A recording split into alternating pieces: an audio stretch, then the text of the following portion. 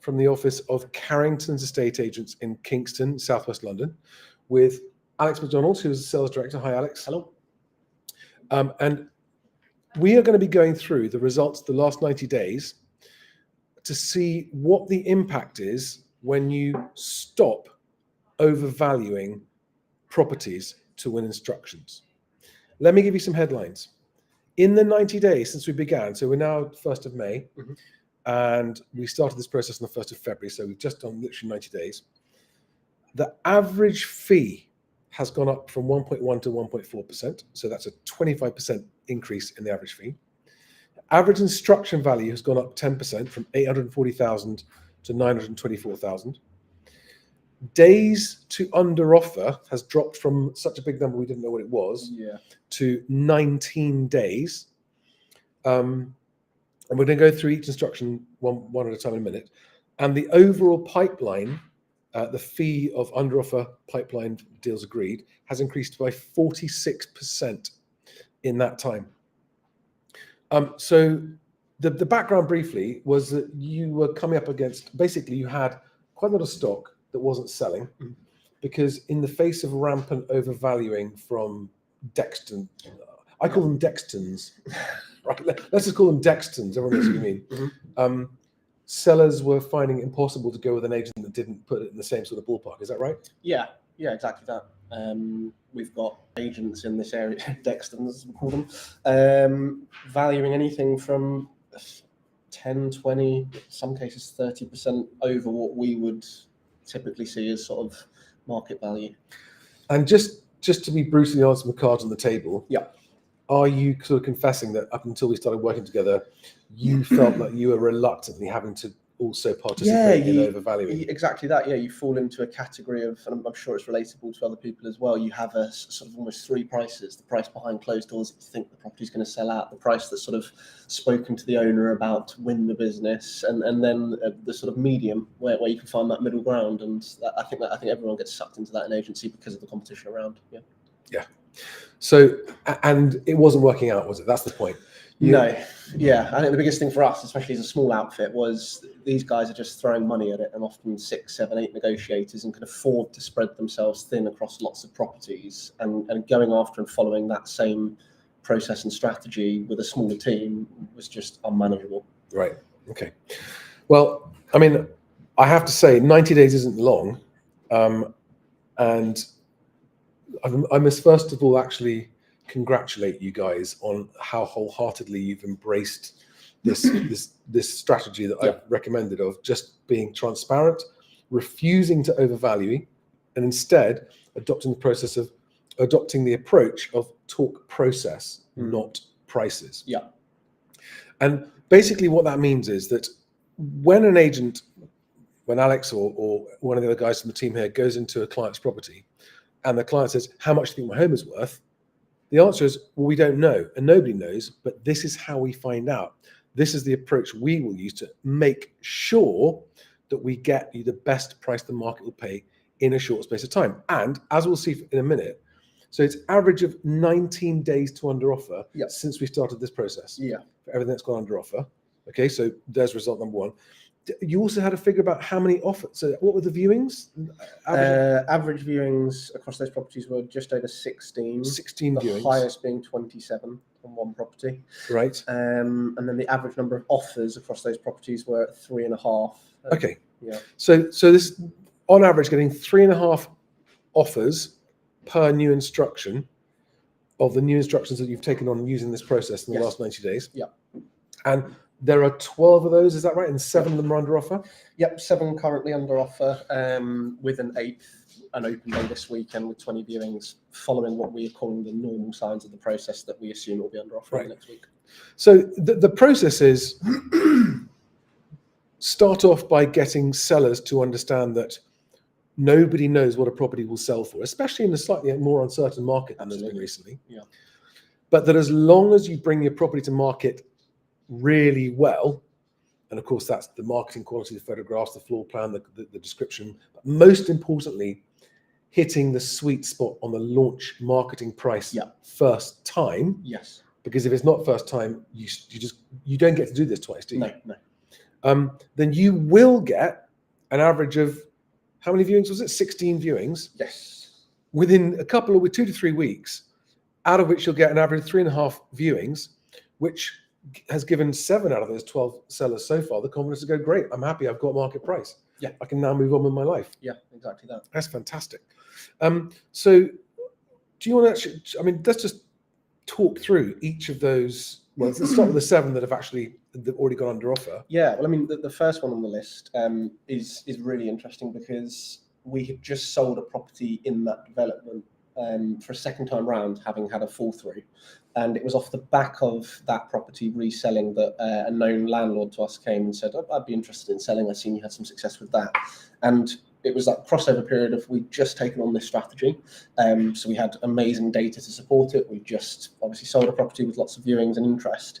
But I think what came from that process that was most interesting to me was the property that we took on was, to us as the normal agents, it was in worse condition than the other property. Okay. Following this process, 2 weeks later, it actually achieved slightly more market price. Which again, when you look at it just from standing back, we would often say objectively, well, the nicer house would go, or the one that's had more money spent on it recently would go for more money. And it was in fact, you said something to me, Charlie, about descriptions in general that made me realise this. A lot of this is subjective. Let buyers decide, make their own decision. But to one person something is worth X amount, to another it's worth more. And it was shocking to me to see that 2 weeks later that property had sold for more than one in the development for better condition, arguably. So that was the sort of first eye opener to that experience. And more importantly, that one we didn't even launch on the market, which I think you also suggested that's right. to us could be a so part of the process of making sure that you come to the market correctly first time and don't, because the possibility is, with the best one in the world, you come to the market at what you think is the right price and you can still get it wrong. Absolutely. So if you get the chance, if you've got properly qualified buyers that you can introduce to this property before it goes on the market and show them and see their reaction, that helps to inform the right launch price. Okay, but that in this instance, the client was happy with the offers you got, sold. Yeah, absolutely. Well, exactly that, and he had relevant data points, etc. But yeah, it was as easy as that. And what kind of property was that? It was just a bog standard townhouse, 4 bedroom, sorry, circa sort of the 750 mark, that sort of region. Okay, all right, fantastic. Okay, what was the next one? So as part of this process, again, we've recently broken into a new patch, an area, off the back of 1 or 2 instructions from friends of Andrew's and people that we've known at a club locally. And we've now subsequently, within the last 90 days, sold 5 properties in that area, all of which have gone under offer yet. There's only 1 property in that area we haven't yet sold, which we're hoping to do so in a second, which is a flat. But yeah, we've got 5 new instructions in a brand new area where I think we've had 1 or 2 instructions in the last 2 to 3 years in that whole area. Yeah. Okay. And all gone under offer? Yep. All gone under offer. All except 1 following the process to a T. Okay. I think that's important to explain because, as you said at the beginning, whilst we have gone into this in the best will of the world and trying to just drop everything, and we're also discovering the challenges in the process of also homeowners being dug into their ways and always trying to bring things back to value. It's not a bad point, it's a good point. It gives you a real point of difference when you're going into the appraisals. We often, as estate agents, look to separate ourselves anyway with USPs, and by doing so actually get involved in the same stuff that everybody else does. But by doing this alone and saying to people that you're not there to value the property, you will raise eyebrows and have questions asked. But yeah, we still battle with the normal things that you would expect. And there was 1 in that bunch of the 5 that didn't follow us to a T, that my colleague had said the value was circa X, and another agent came in and valued it at £150,000 more, probably 16-70% over our valuation, which inadvertently did affect the owner slightly. Luckily, not to an extent where they did slightly overvalue it and we didn't get the calls, but just on reflection to our stats, it only had 1 offer and 4 viewings comparatively to our average. Okay. And that was with a shift of, that wasn't even going on at the other agent's price, that was with a compromise of say 50,000 on our price compared to the other agent at 150,000, and that's how much it sort of damaged those statistics, as it were. So you're saying that one, you took it on? Yes. and you launched it at a price that was 50,000 higher than you would ideally have liked. Yes. Yeah. And hence what happens, only 4 viewings, only 1 offer. It's become an anomaly in those stats, and we know for a fact, had we gone on at the price that we suggested, it would have followed the trend of 16 viewings and three or 4 offers. Absolutely. And possibly a higher price. Yeah. So we still have that in amongst there. We're trying as best as possible to just completely negate it and learning every day. And as we've said today, almost ignore what other agents are doing and separate yourself from that. But these are the real life implications of how it affects things. And again, we want to be transparent with not everyone has been we'll follow you blindly down the hole that you're going down. It's been a learning curve, but we're getting better and better at finalizing that process, and it's exciting. And how would you say that the relationships with clients is different now on this approach compared to that's a very loaded question, but much better, much healthier for us, for them.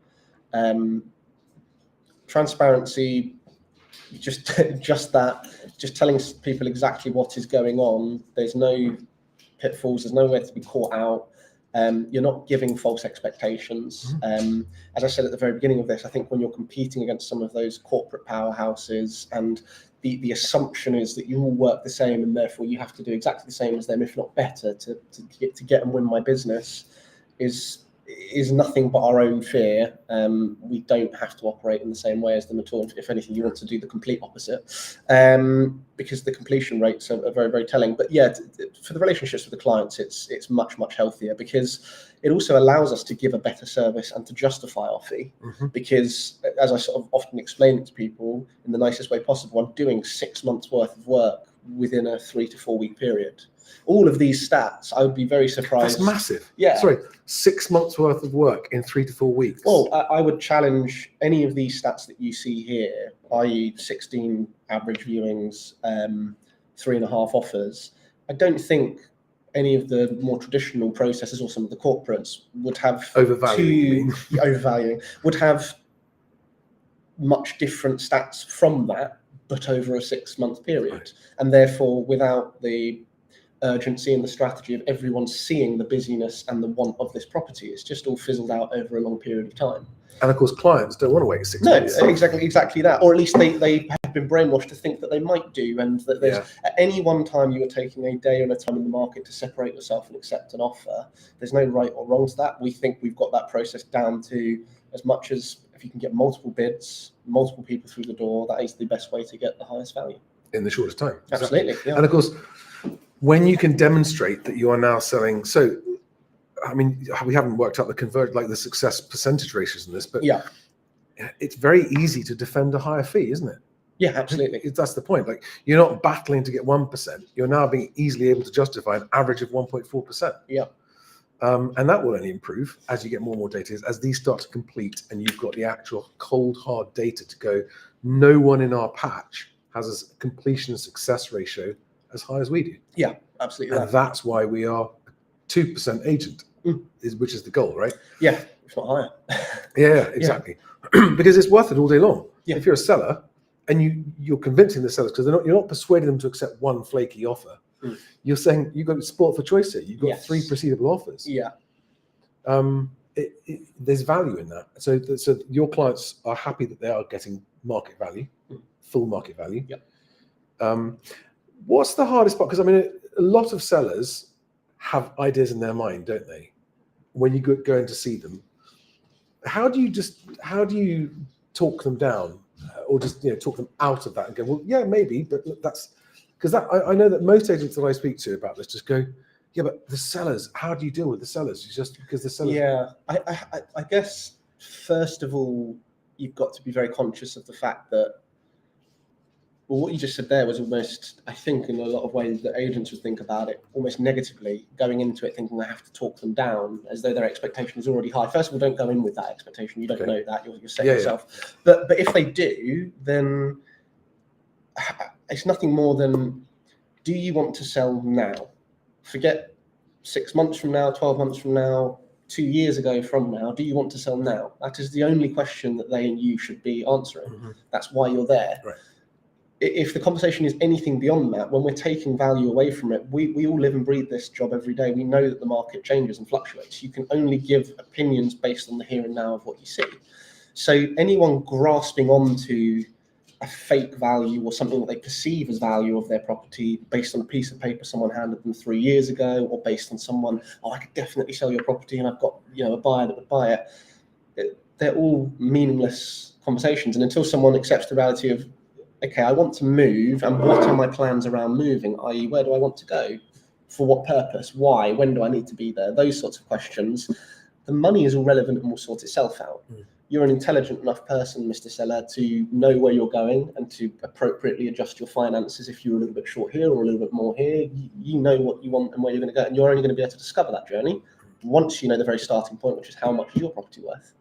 And people often doing that in reverse. I think, as long as you're coming at it from the standpoint of it's anything in the past, they just need to forget. It's the here and now, current market, and that's what you're there to advise. That's where the value is. Yeah.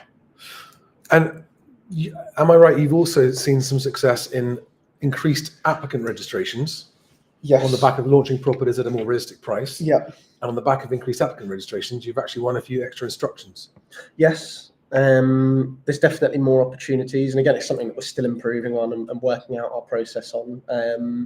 But yeah, it's a really interesting dynamic that we've got now, because you start to almost see these 20 people that come through an open day, and in categories, they work themselves out into categories without you sort of doing it, i.e. your proceedable, ready to go buyers, those that have a property to sell that are on the market and are trying to make that move, and then those who haven't even made those first steps yet. And it just gives you much more clarity in terms of being able to educate and help the buyers. Because one thing you should never do is obviously reject or just turn away buyers for the sake of it. They're showing an interest in your property, but we're coming at it from helping people to understand that. And sometimes it's not straight away. It can be after one day of viewing a property with you. But in the way in which you work your own process and selling these properties, they see very quickly that you're an agent that knows what you're doing and how to keep the market moving. And whether they like it or not, because in some cases their first viewing of the open house is them completely losing the property and it going for considerably more than they even have available to offer. The fact that you're truthful and transparent with them. So we almost preface and say to people that call up that are not yet on the market, or even on the market and not under offer, there's a very good chance you won't get this property, Mr. and Mrs. Seller. Here's why. Here's what we can do to help you, or what a local agency next to you could do. And giving them objective advice actually surrounding your strategy. I found myself speaking to buyers that are selling in North London and telling them, do not sign a contract. The same message that you're giving, because ultimately it's going to help unlock the whole market and everyone move, which is what we want. Hallelujah. Unlock the market. So it's a case of, the registrations have gone up, but also the quality of conversations and how we're able to sort of handle those and shift them, spend time where necessary, and not to, those that are registered and ready to go, it's important to have a good conversation with them. But when they've gone into rental accommodation, have their finances set up, you need to spend less time on that element, knowing that they're good to go, and more on the finding, and then vice versa on the people that have a property to sell. It's more about their finances and structuring than the property finding. That will come later, but they don't understand that yet, so you need to educate them. Okay. Now, have there been any disasters? Have there been any failures, or it's gone wrong? Any lessons you've learned where you've approached this process and it hasn't gone as you hoped? Yeah, absolutely. Apart from one where they didn't trust you enough on the price. Well, that still was a success. So, it wasn't all bad. There's been a couple of difficult ones. And again, this is a learning process for us. Two, namely, which are flats, which we're identifying again is a difficulty in the market at the moment. But one of them, we had an issue with tenancy and access. Okay. The usual stuff that you're going to experience in a estate agency. And again, on reflection, one of those things that AI isn't going to help fix, is it? No, this is. I'd love to get this across. At this point, it drives me nuts. People go, oh well, AI is going to mean that we don't need agents anymore. The people said exactly the same when the internet came along 25 years ago. Oh, and here we are. And these are the problems, that all the things you're talking about here, the tenant wouldn't give us access. Yeah, unless AI sends a bot round. Yes. Exactly. And what's frustrating about that is, and it's a really good example, because the owner had done everything right at that point. They gave us free rein on the property to find their market value. So that was a landlord selling, yes, wasn't it? Yeah. And we had 2 or 3 calls, one of which was from someone buying another property within the same development. that would have switched in a heartbeat to this flat based on entrance value. We couldn't gain access. On reflection, it's probably one of those things where you would qualify a bit better, make sure, put different processes in place. The other similar issue with tenants, it's a corporate let. So it's our own tenant who corporate lets it. Brilliant, always has paid rent, looks after the properties. They rent room by room, so they've all got individual locks. It's usually more often than not communication errors that cause issues for any one of these problems. And they had 1 or 2 rooms locked, so we'd have an open day and you could see 50% of the flat. And again, small little intricate details like that, but it can cost, as we've already identified, it's a very small window you get of the bubble of Rightmove, Zoopla, or online portals of perception of what is new. It's really 2 weeks, and we very quickly see the data deteriorate in terms of registration. And that reminds me, so this whole discussion topic we had before we started filming about first time to market versus second time to market. In other words, taking instructions from agents who've listed it too high and failed to sell it, and then those clients, those vendors are coming to you guys. Yes. And it's a real, well, hang on a second. This process only really works to its full potential when it's the first time. Yeah. And I find it fascinating listening to you guys talking and going, do we even want secondhand stock now? When actually secondhand stock might have used to be your bread and butter, but it took 6 to 9 months to sell it. Secondhand overpriced stock, if you're busy enough with first time stock that's selling in 3 weeks, less than that. Yeah, pretty much just under 3 weeks every time. Why would you want secondhand stock that's going to last? Yeah, it's fascinating. And I think it'd be interesting to see, we'll keep tracking these numbers. And see how it goes. Again, and that's what we can do, right? I mean, 2 of the 7 that we've sold were old stock in the sense that they'd been listed last year. So it was a year old. It didn't seem to have too much of an impact on them. That said, when you go into the details of them, one of them on the ridings, that the price that we achieved was very close to the previous price they'd listed at, where they had received no offers from the other agency. You see, that's gold dust. Yeah, absolutely. You got the price they originally wanted by not listing it too high. Yes, correct. But sellers are just nervous. They're like, okay, it sounds good, but what if we don't get as much money? Yeah, absolutely. And that is the biggest concern. What if we don't? And I guess the answer to all owners is the same as with any agent would do. Well, then you don't accept the offer if you truly didn't want to. Well, that's true. But also, I think the first answer isn't another answer to that is also when you see how many people have viewed it and how many offers you get. You won't want to. Yeah. It'll be difficult to think that there's any other way of getting more. Absolutely, yeah, that's it. We will have discovered that the market's maximum price for that property. Yeah, and that's almost how you can preface it in the meeting, the marketing meeting as well. Is saying, look, if I brought 20 people through your door and had 4 or 5 offers for you, competing bids, and I went back and rejected all of those bids and had them all renegotiating against each other over and over and over again until everything was squeezed to its absolute, would you agree with me that the market value has been found? That's how you effectively preface it to the owners. And there's no real way to say no. I just love the sound of these words coming from a real life scenario of this being tested. The real market value has been found. Yes. That is evidence. I mean, that's all any seller really wants to know, and you're achieving that without giving a valuation. Yeah. Well, I'm really hoping that this concept will start to spread, and that the terrible overvaluing, especially the worst corporates, are overvaluing 20-30%, costing people their chance to move, clogging up the market with long solicitor agreements. It's probably the only thing that we tangibly see that actually devalues a property. God, listen to that. Actually devalues a property. Overvaluing devalues a property. Wow, it's gold dust. Any other observations or thoughts? Do you remember how you felt when we started this? Yes, stressed, stretched, but not actually busy. The perception of busyness. Again, just looking at, following the processes of the bigger boys and the brands that have done it before, and it's all about market share and market value. And I also fell into that trap of thinking you have to have the stock to attract the buyers, and it's just not the case. It's just all smokes and mirrors. You have to have good stock to attract good buyers, and most importantly, you want to transact and complete. And as you say, when you switch it to completions over market share, that is the most important. If you can sell 100% of, no one ever can, no matter how perfect, you can only put it in place. But if you can sell close to 100% of what you take on, you have a working process. And in percentage terms, how is this going to play out, do you think, compared to before? In sort of instructed to sold ratio?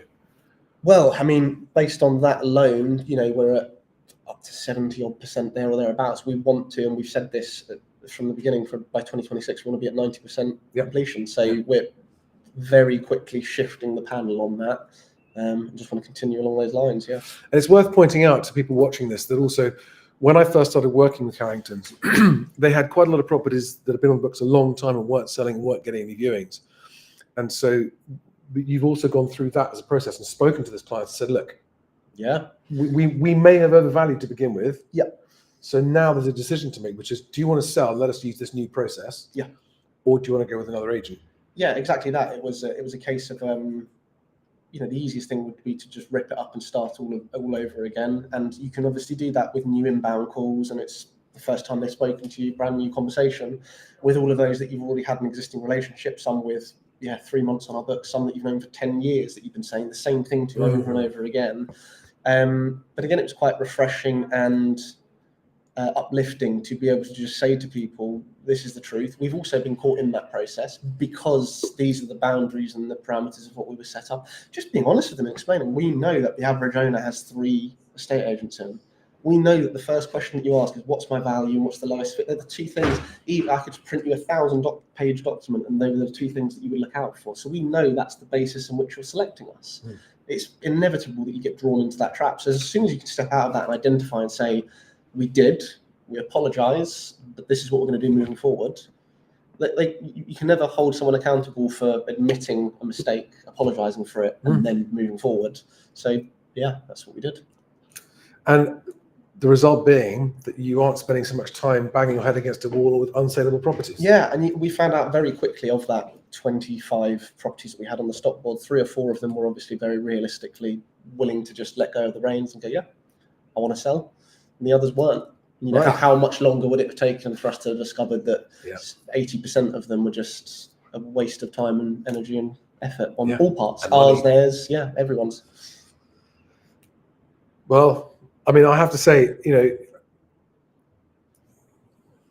it's 90 days isn't very long in this industry.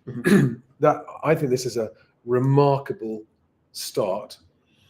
You've got new problems now, haven't you? Which is kind of selling everything you've got. Yeah, more stock. Yeah, you've got your pipeline growing up nicely, but you're also learning from a few things that are happening about things you can do to improve the process. Yes, absolutely. Yeah, I think that's right. The goal is to make sure you sell everything you list, bar the ones where something happens no one could have foreseen. Yeah, and that happens. I mean, the best I've ever seen is consistently 92% instructed to sold ratio. Not far from here, actually. Target to beat them.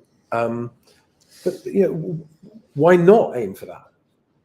Who wants to spend time trying to sell property? It's amazing. The industry's average is about 50%. Yeah, crazy. Anything you want to finish up with for the agents watching this? Just about, I mean, as an agent, as a career agent out there fighting the good fight against competing agents, wanting to do the right thing by your clients. Any messages to those agents? Yeah, I think it's just very old school, but just treat others how you want to be treated. Treat people how you would want to be treated if they were selling, if you were to sell your own home, right? No lies, every single opportunity, everything that could happen to be looked after and accounted for. Just treat your clients like that. Treat it as though it was your own home and your life depended on that move. And what better hands could they be in? Fantastic. Well, I think that's a good place to end. I'm just going to check, see if we have any. John Snow, just viewed a house on its 3rd agent and still no price drop online. It is at its ceiling and needs 100k spent on it. Okay. Very frustrating, isn't it? Yeah. We will get there. We will end overvaluing and bad estate agents and get transactions and life back into the market. One step at a time. Thanks for watching, everyone. Thanks, Alex. Thank you very much. Until next month. Yeah, absolutely. All right. Bye.